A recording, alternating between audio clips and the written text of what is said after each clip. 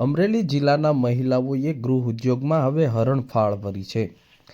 મહિલાઓ હવે નિવાસ સ્થાને પોતાનું કામ પૂર્ણ કર્યા બાદ હવે અલગ અલગ પ્રોડક્ટ તૈયાર કરે છે અને પ્રોડક્ટનું જાહેરમાં માર્કેટિંગ કરે છે, જાહેર વ્યવસ્થા ઊભી કરી અને અલગ અલગ વિસ્તારોની અંદર જાહેર સ્થળો ઉપર વેચાણ કરી અને લાખો રૂપિયાની આવક મેળવી રહ્યા છે। ત્યારે આજે આ મહિલાઓએ બ્યુટીની પ્રોડક્ટ તૈયાર કરી છે।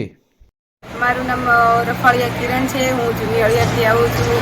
હું ગાય આધારિત સાબુ બનાવું છું અને પેલા સ્ટીક અને કપ ને એવું બનાવું છું અને સાબુ બનાવું છું, તેલ ને શેમ્પૂ બનાવું છું, લિપ બામ, જેલ બધી બનાવું છું અને વેચાણ આપણે સરસ મેળામાં જાઉં છું।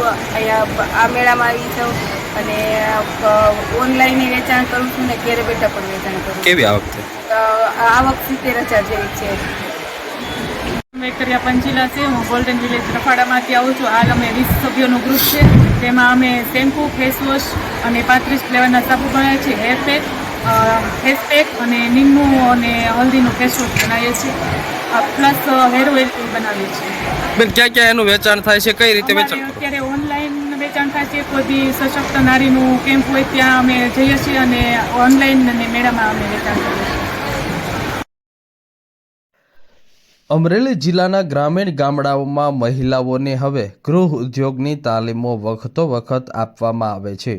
અલગ અલગ સંસ્થાઓ દ્વારા તાલીમ આપવામાં આવે છે, ટ્રેનરો દ્વારા તાલીમ આપવામાં આવે છે અને તાલીમ મેળવ્યા બાદ હાલ મહિલાઓ પોતાના નિવાસ સ્થાને અલગ અલગ વસ્તુઓ તૈયાર કરે છે, જેમાં ખાદ્ય ખોરાકની વસ્તુઓ હોય કે સૌંદર્યની વસ્તુઓ હોય, મહિલાઓ પોતાના નિવાસ સ્થાને જ તૈયાર કરે છે। જેમાં ખાસ કરીને અમરેલી જિલ્લાના બગસરા તાલુકાના હળિયાદ ગામના મહિલાઓએ સૌંદર્ય માટેની અલગ અલગ પ્રોડક્ટ તૈયાર કરી છે, જેમાં સૌથી વધુ મહિલાઓને ઉપયોગી સૌંદર્યની બ્યુટીની વસ્તુઓ તૈયાર કરવામાં આવી છે અને તેનું વેચાણ હાલ મહિલાઓ ઓનલાઈનના માધ્યમથી અને ઓફલાઈનના માધ્યમથી વેચાણ કરે છે। સાથે જ મહિલાઓએ હેર ઓઇલ, હેર શેમ્પૂ અને ફેસ વોશ તૈયાર કર્યા છે અને તેનું વેચાણ પણ હાલ સમગ્ર ગુજરાતની અંદર ઓનલાઈન અને ઓફલાઈનના માધ્યમથી કરે છે।